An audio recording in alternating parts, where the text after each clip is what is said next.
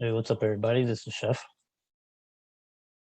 and today we're gonna just talk about some of the futures. All right. So, first and foremost, this is the /ES, the S&P 500. If you guys want to be looking at the SPY, which is the ETF, the one that follows ES, right? So, you guys very well know that we always break down the futures and just kind of give you an overall quick breakdown on what are some of the levels to be looking out for the upcoming week. The reason for this is because you're not literally focusing on just one specific ticker, but you're focusing on a whole perspective, which is like your sentiment, maybe your bias as to being bearish or bias as to being bullish and just wanting to see more all-time highs, and maybe you're somebody who wants to see like the correction per se, or the start of a bearish downtrend and things like that. And that's why you're probably trading puts and wanting to see things at all-time highs. You probably just wanting to trade calls. But remember one thing, that no matter what happens, you still got to follow and understand the price levels and the direction of the market. Where is something going to change? Where is something going to continue being bullish? Where is something going to continue being bearish? So looking at the bigger time frame will kind of give you a better understanding as to where we're going to be headed, and where you can identify those specific levels, so you can be able to day trade or swing trade during the week. As you can see here, every time we've had some red candles, it's just an automatic dip buy. Okay, all the catalysts that we've experienced right here on the market, catalyst here, catalyst there, here, here, there has been a quick reversal where you see a V-shaped recovery, and next thing you know, we're experiencing new all-time highs, and yet everybody's still sitting there saying that we're going to have a correction, and that the variants are going to cause it to break down, the inflation is going to cause it to break down, Jerome Powell, the increase in taxes is going to create it to come down, and so forth and so forth, and just excuse after excuse as to why something may correct or may downtrend, or why we don't see all-time highs. The way that I see it is that I see more green than red. It's very, very simple to understand that this direction is up. Nothing about this has changed so far. The one thing that I've been mentioning and talking about in the previous videos is that the only thing that can potentially change something is if, like, we go to war or something, one of these catalysts truly hits and affects it in a very, very negative way, where it'll affect the market in general. Meaning that, like a lot of stocks, stocks will start to come down and create reversal patterns, maybe like rising wedges that come down, bear flags that play out, ascending triangles that reject, things like that, downgrades in the stock market, et cetera, et cetera. So many things that can cause a lot of bearish action, right? But again, is time after time, we've been getting bought up, we've been getting all-time highs, and the volume decreases, it increases, but overall, in general, the bigger picture here is that we're still bullish, okay? Not taking anything away from the potential that it can drop. So if you were to look at this chart, the question is, where is the price level where something is going to go bearish? And what time frame are you looking at? This is the weekly time frame, because week after week, we go through a series of watch lists and tickers that some are bullish and some are bearish. It's very simple. If you guys go look at ZM, that thing has been bearish for quite some time now, and it hasn't created any reversal signs, right? You go look at BABA, same thing, a Chinese ticker that's coming on down, right? You look at PTON, this thing is coming down. You look at PLTR, this thing is coming down. You look at ATVI, it's still bearish. So my point here is that no matter what, you will always see a mixture and a basket of stocks that are trending up, and while some are trending down, some are trending range, just like INTC. And it's a well-balanced market is what I'm trying to point out to you guys, okay? So the importance is to understand the direction of the future in order for you to gauge in on your specific stock. This whole week that we have coming up, we don't really have much of a negative catalyst in the Forex calendar. So if you guys go take a look at that, kind of helps you understand if there's any FOMC or things like that, right? So make sure you go check those things out.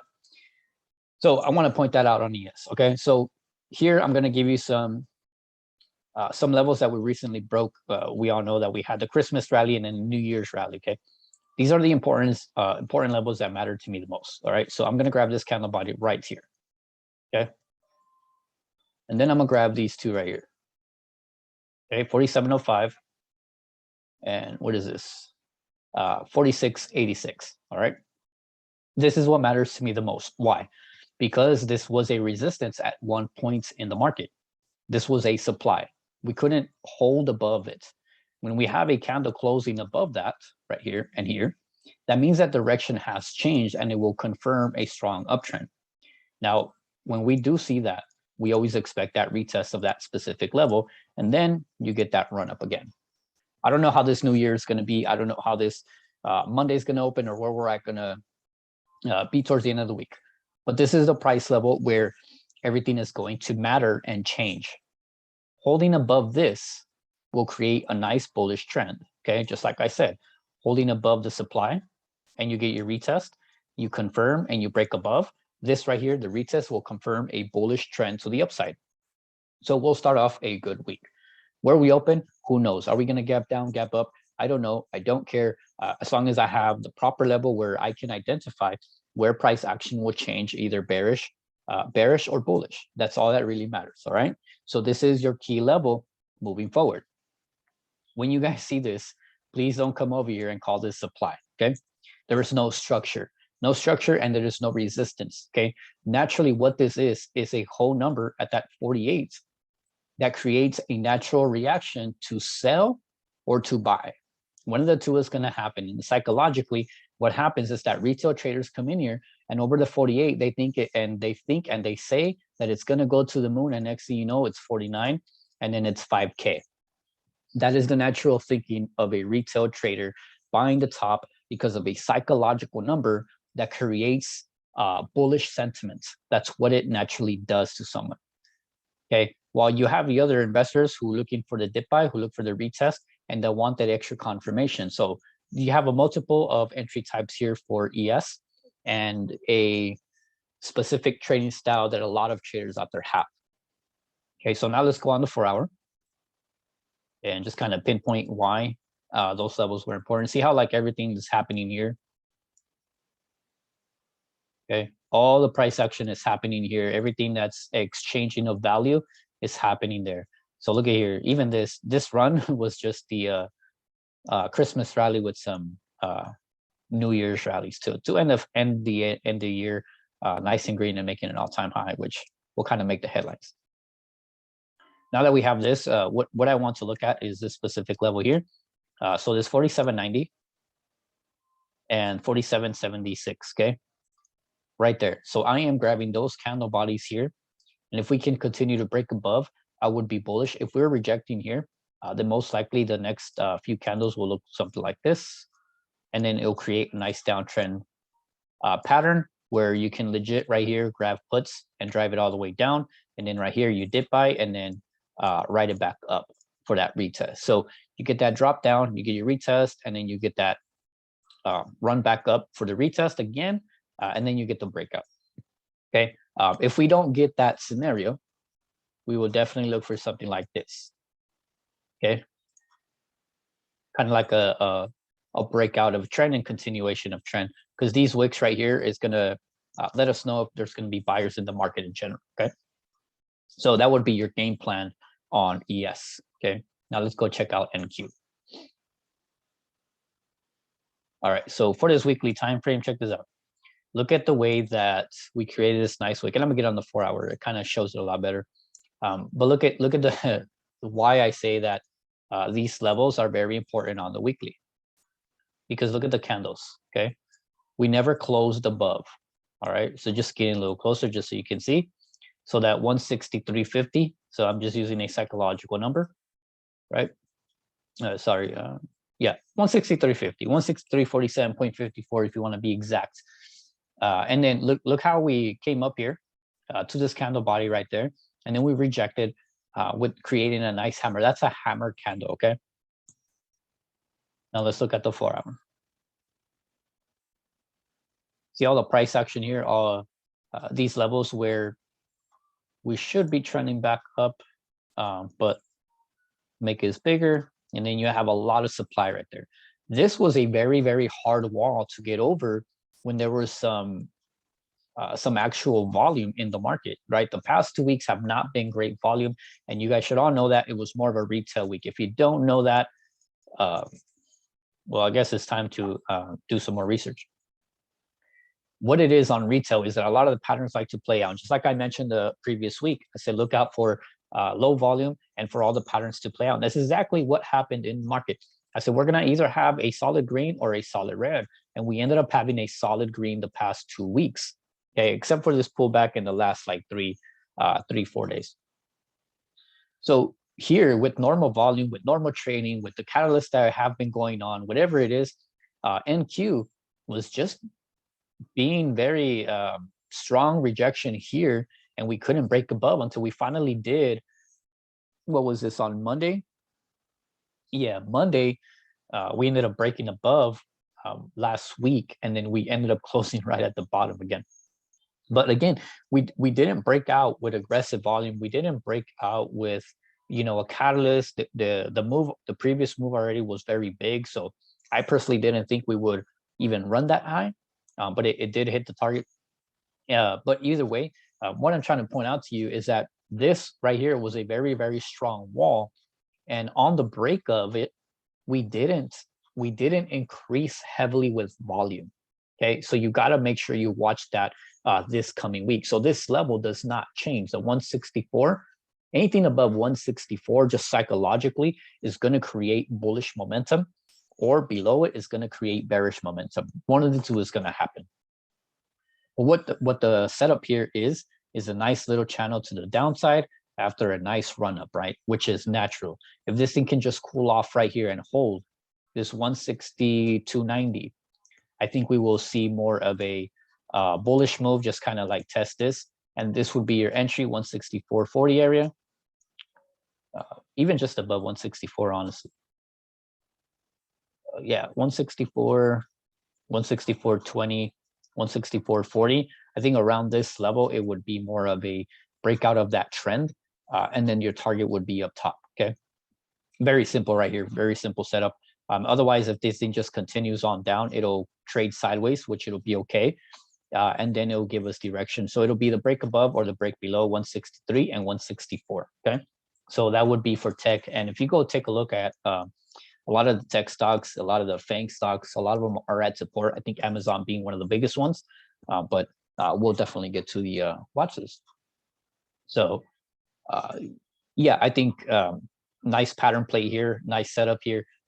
From the top, we're testing this old supply resistance.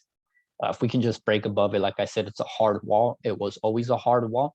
If we can this week break above, I think it'll confirm a lot of the uptrend, and this would be your new demand zone if we can go above it, okay?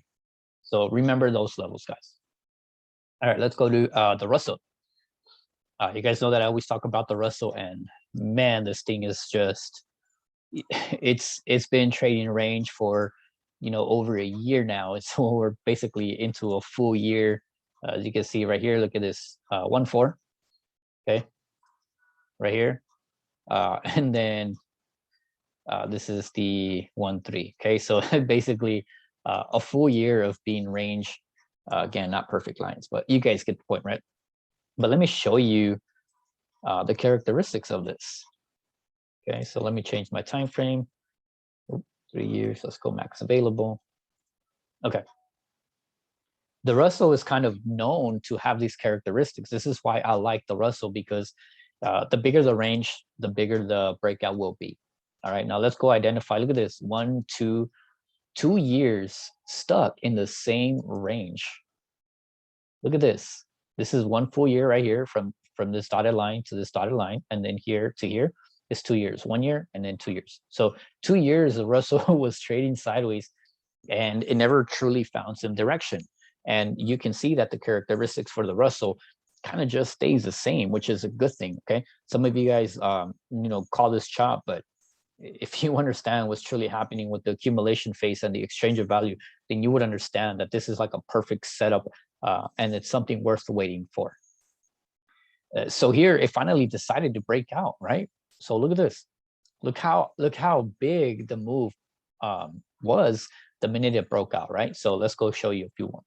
All right, so here, once we broke out right here from the 162, 1625, it went to the high of 2350.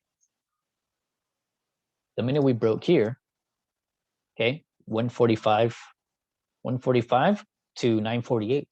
You see how aggressive the moves are the minute that we get out of that range. So imagine if we were to have those same characteristics up in these levels, okay, 22, what is this, 2297, 2335, bottom right here, 2156. Break below this, tons of wick, so there's a lot of buyers on here, and the supply is just a little bit bigger than the demand. Can't really draw this one here just because there's no really candle body structures, but that's your line in the sand right there, that 2156, 57 if you want a whole number. But this is still trading sideways, and every time it comes down here, I was trying to find a reason to buy calls and then just write it up. Just like the past week we talked about down here, if this were to make a lower low, it would probably collapse. Otherwise, we're looking for call plays to the top side just to write it to this like 23 level, right? So with something like this, it's good to buy the tops with puts and then go on the bottom and buy it with calls. All right, so remember that the characteristics for this, it likes to create bases, and the more that you find those bases and those ranges, you set the alerts on top or below and write it up or write it down, whichever one comes first.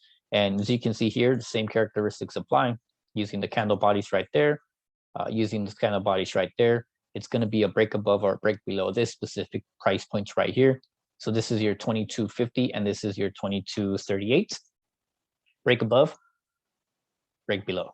Okay. So it's a range ticker, which is really good. Don't look at it as chop, but look at it as something amazing that's accumulating and it's building value, and it can create a nice setup for a rally-based rally, a rally-based drop, a drop-based drop, a drop-based rally, whichever one comes first. So always buy at the bottom, sell at the top, buy at the top, sell at the bottom. Okay. Oil.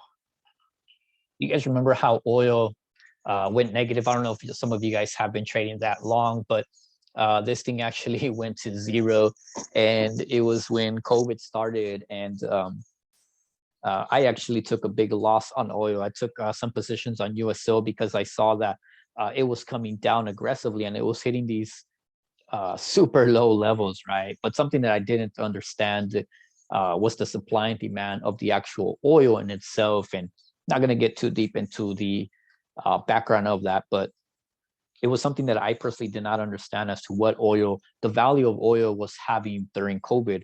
You know, technically nobody was driving out, so it caused a lot of that oil to get backed up, and the storage rooms were full.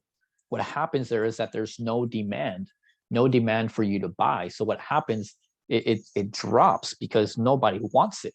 If you're not spending, if you're not buying something that you need on an economical level, then the price has no reason to increase. It's actually the opposite effect, because if you go look at a store, any store, and they can't sell their merchandise, what are they going to do? They're going to put a special up. They're going to say half off or 25% with the coupon code of buy one, get one free. Because this way, they're selling the products for something, even though they know you don't need it. All right, so the supply and demand changes, and that's kind of something that I didn't understand. Hopefully you caught on to that. But anyways, I ended up taking a big loss on oil because I was loading as it was dropping. But now to point out what's really happening is that ever since it went to zero and then it came back up, it actually had a split. So with the split happening with USO, the value of oil changed. So now that it had all that storage build up, now there is a strong demand because everybody, that was stuck from COVID, is actually working out, and they have tons of oil that they want to get rid of. And so now it created a nice bullish momentum. So everybody needs oil. Everybody's using their gas now, right? So the value of it has increased, in general. So there's a strong demand for it now. That's what I'm trying to get at. So the perspective and the price action of this has changed completely. Everything is bullish, right? Bullish until proven wrong. As you can see here, this previous base, just showing you the chart now, base here, confirmation, and then a higher low, which created more of a base. Here's your rally base rally, and then the break over that 76, 75.50 to about 76.50. It's high probability that it can continue unless we're building a weird head and shoulders. Okay, so potential something like that can build. Okay, if we don't continue to the top side.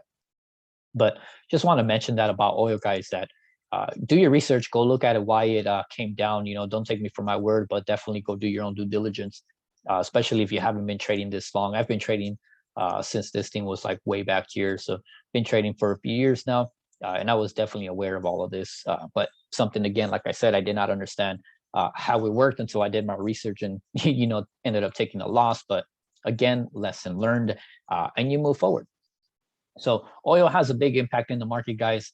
Know that if this thing is strong, there's a lot of bullish sentiment in the market in general. When this thing is pulling back, be a little more cautious, but not saying that it's an inverse or anything like that, but I'm just saying that it adds a little more value as to when you're trading, okay? So gold. All right, so gold, last time we talked about it, when we were down here, I believe, a couple of weeks ago, I ended up talking about gold. I think we're down here at this level, 1740, and then we ran all the way to that 19. But anyways, I ended up looking for a reversal on gold. And one thing about gold, like I said, I've been trading for quite some time now, and gold used to be like this inverse type thing where if the market was green, gold would be red. If the market was red, people would be buying gold, so it would be green, right?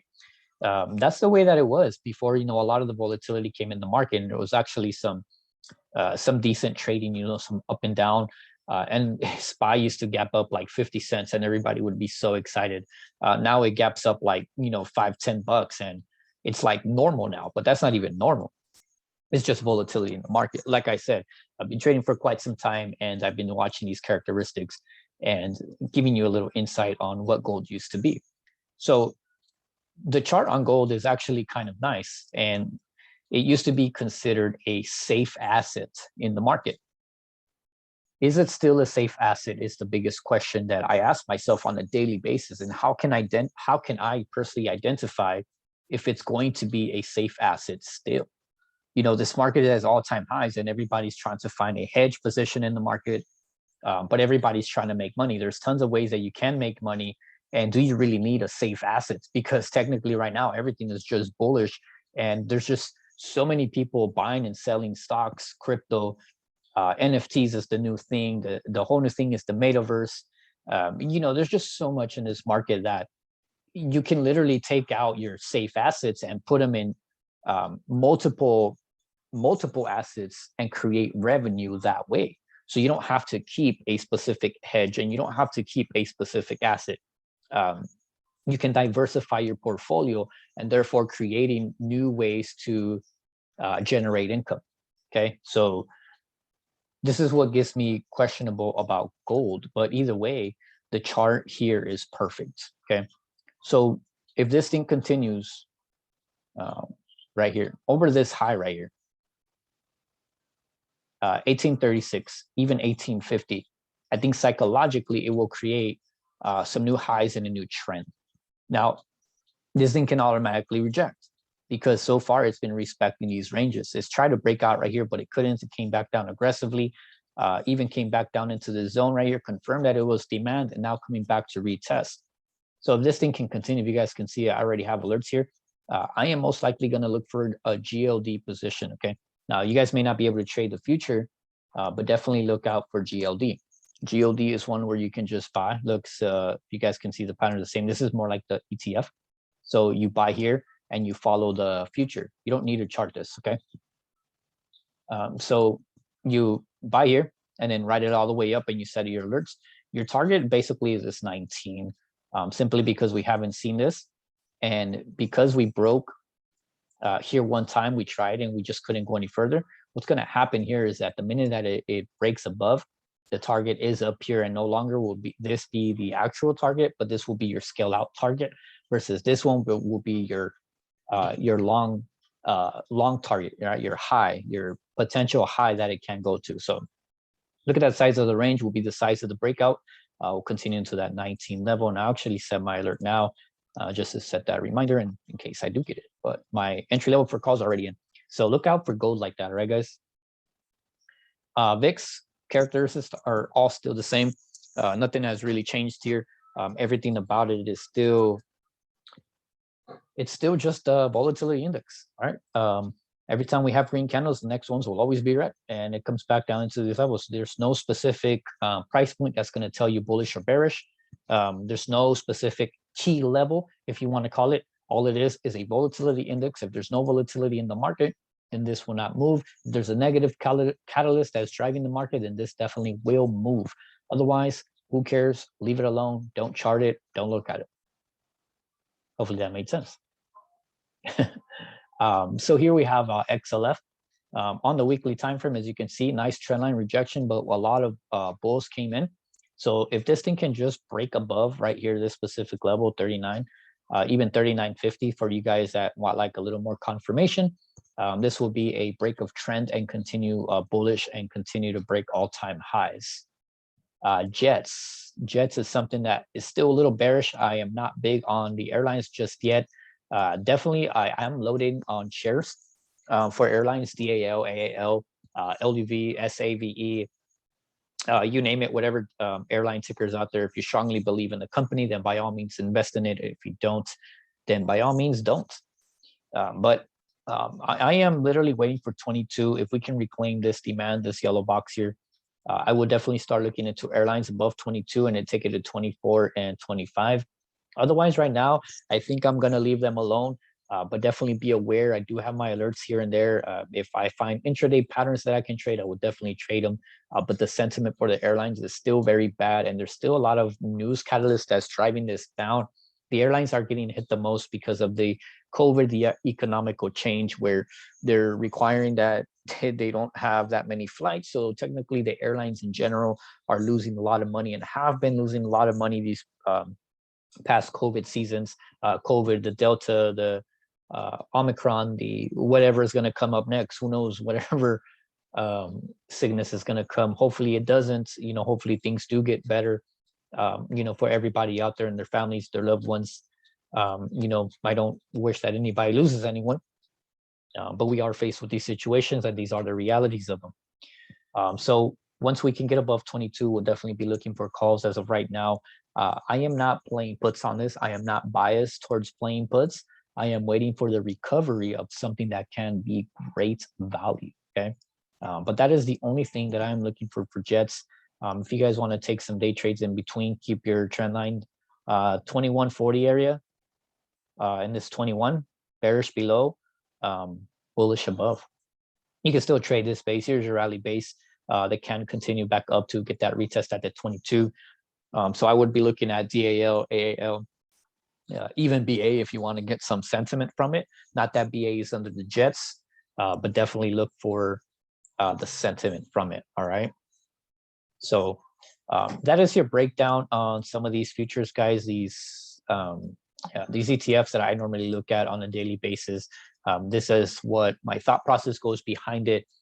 Everything. I know there's a lot more out there, guys, and you just got to be aware of everything that's around you at the same time and not get biased on anything. Remember that we're here to manage our risk versus managing our bias. It's a difference, okay? We're not here to chase something that is not out there. We're here to get into something that is there, meaning that if it's bullish, we're bullish. Once that changes, we're out. There's no question about it. If we're bearish and the trend is bearish, follow that bearish sentiment until you're proven wrong. Very simple. As long as you can identify those levels, where everything changes, that's the only thing that's going to matter. Okay, so that's just me breaking down the futures, guys. Hopefully you guys get a little thought process behind it and learn something, and maybe, you know, force yourself to push yourselves more on doing a little more research, you know, versus trying to look for the intraday, you know, mini scalps and things like that. You want to get a view of the bigger picture and to see what's going on in the market, versus just trying to, you know, play a little bull flag pattern on the 1 minute or the 5 minute, right? It's always good to have a bigger sentiment versus the smaller perspective. All right, so I'll leave you guys with that. I know there's a lot more to break down. So the next video that I make, I'm going to break down an actual watch list for you guys and tell you guys exactly the plan that I have for those other tickers. All right, so for now, enjoy the futures breakdown, and I will see you guys on the next one.